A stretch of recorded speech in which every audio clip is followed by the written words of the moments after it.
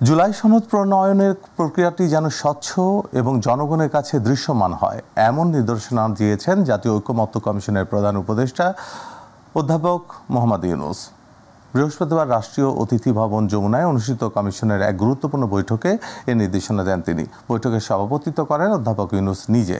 উপস্থিত ছিলেন কমিশনের সহসভাপতি অধ্যাপক ডক্টর আলী রিয়াজ, সদস্য ডক্টর বদিউল আলম মজুমদার, ডক্টর ইফতেখারুজ্জামান, সফর রাজ হোসেন, বিচারপতি এমদাদুল হক ও ডক্টর মোহাম্মদ আইয়ুব মিয়া। আর উপস্থিত ছিলেন প্রধান উপদেষ্টার মুখ্য সচিব সিরাজ উদ্দিন মিয়া এবং বিশেষ সহকারী মনির হায়দার। কমিশনের চলমান কার্যক্রম এবং অগ্রগতি সম্পর্কে প্রধান উপদেষ্টাকে অবহিত করেন সদস্যরা। জানানো হয়, আগামী 5 আগস্টের মধ্যে জুলাই সনদ প্রণয়নের কাজ সম্পূর্ণ করার লক্ষ্যে সর্বাত্মক চেষ্টা চালিয়ে যাচ্ছেন তারা। বৈঠকে অধ্যাপক আলী রিয়াজ জানান, রাজনৈতিক দলগুলোর সঙ্গে দ্বিতীয় পর্বের সংলাপে 8টি বিষয়ে ঐকমত্যে পৌঁছানো সম্ভব হয়েছে। আরও 7টি বিষয়ে আলোচনা অব্যাহত রয়েছে।